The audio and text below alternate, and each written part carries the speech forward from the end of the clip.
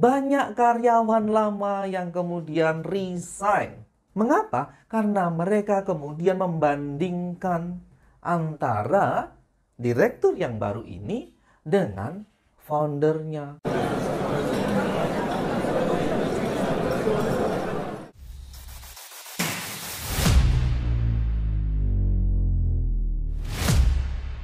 Halo, salam kenal. Nama saya Nugi, saya Human Capital Coach dari Sinergia Consultant, bagian dari Sinergia Group Indonesia. Halo para pebisnis, pemilik bisnis, keluarga, atau bahkan Anda yang sedang memulai bisnis keluarga bersama dengan saudara-saudara Anda atau bersama dengan keluarga Anda sendiri. Memulai bisnis keluarga akan dibayangkan akan sangat indah. Bisa bekerja bersama-sama dengan keluarga. Dan kemudian pada saatnya nanti ke depan Anda akan melimpahkan bisnis ini kepada generasi kedua Anda, yaitu anak Anda. Anda sedang mempersiapkan bisnis ini untuk anak Anda. Anda sekolahkan generasi kedua Anda atau anak Anda dengan sekolah yang sangat tinggi. Dengan sekolah yang sangat bagus. Berharap suatu saat nanti Anda akan pensiun, kemudian mereka yang akan melanjutkan bisnis Anda. Impian para pebisnis. Hampir semua memimpikan demikian. Generasi kedua akan melanjutkan proses ini, melanjutkan bisnis ini, dan Anda akan duduk sebagai seorang pensiunan. Sehingga bisnis ini akan menjadi bisnis yang sudah autopilot. Oke, namun ternyata tidak semudah itu. Banyak sekali tantangan yang akan Anda hadapi. Anak Anda yang sekolah tinggi pulang ke rumah, pulang ke kota Anda, kemudian Anda tempatkan pada posisi yang strategis. Langsung jadi direktur, langsung menjadi direktur utama, pengambil keputusan tertinggi. Apa yang terjadi? Bisa jadi anak Anda belum paham dengan bisnisnya, dengan produknya, dengan sistemnya yang sudah berjalan bagaimana. Bahkan juga belum paham marketnya siapa. Ini menjadi permasalahan. Lalu, generasi kedua, karena berusaha mau lepas dari bayang-bayang orang tuanya, dia datang dengan membawa idealisme, membawa perubahan yang mau dilakukan di perusahaan. Lalu apa yang terjadi? Mulailah terjadi resistensi. Resistensi dari mana? Dari karyawan, dari perusahaan ini. Apa efeknya? Apa yang terjadi? Ya benar. Banyak karyawan lama yang kemudian resign. Mengapa? Karena mereka kemudian membandingkan antara direktur yang baru ini dengan foundernya. Dulu nggak seperti ini, dulu tidak seperti ini, dulu tidak seperti ini. Dan berbagai permasalahan yang muncul. Dan ini menjadi gosip atau bahan obrolan di mana-mana. Akhirnya, karyawan-karyawan lama mulai satu persatu resign. Karena mulai nggak ngerasa klik. Lalu kemudian yang terjadi apa? Anda sendirilah yang kemudian harus turun tangan. Anda sebagai business owner, foundernya kemudian turun tangan lagi. Masa pensiun Anda yang sudah Anda persiapkan, akhirnya Anda harus skip terlebih dahulu. Karena Anda harus menyelamatkan kapal ini. Founder turun tangan lagi. Nah, ketika itu terjadi, biasanya trust-nya Anda, rasa percaya Anda kepada generasi kedua atau kepada anak Anda mulai hilang, mulai luntur. Dan ketika yang terjadi demikian, maka anak Anda juga merasa tidak dihargai. Karena apa? Karena beliau tidak menjadi pengambil keputusan utama. Harus orang tuanya lagi. Perasaan tidak dihargai muncul di beliau. Keputusan tidak sepenuhnya berada di tangan beliau. Ini yang terjadi. Tidak semudah itu ternyata. Para pemilik bisnis, keluarga, atau Anda yang sedang mempersiapkan generasi penerus, generasi kedua. Berikut beberapa hal yang mungkin Anda bisa lakukan. Bisa menjadi tips sederhana untuk bisa segera Anda lakukan. Untuk menyelamatkan kapal ini.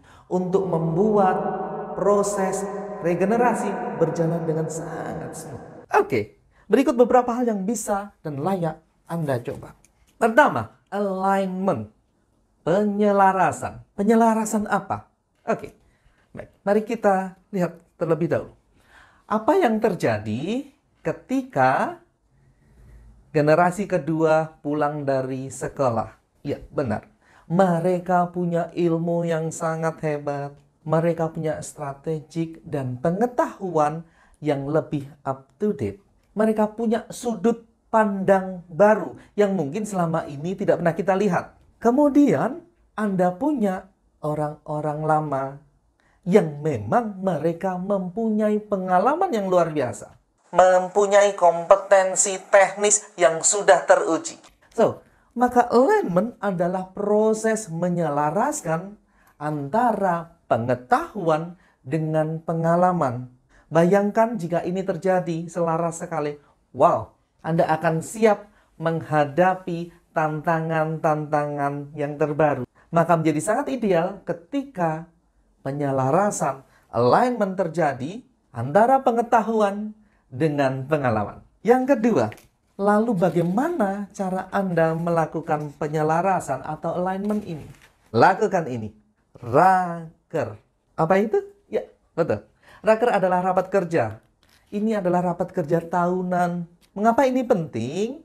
Karena inilah Anda memutuskan mengenai strategic plan di tahun depan.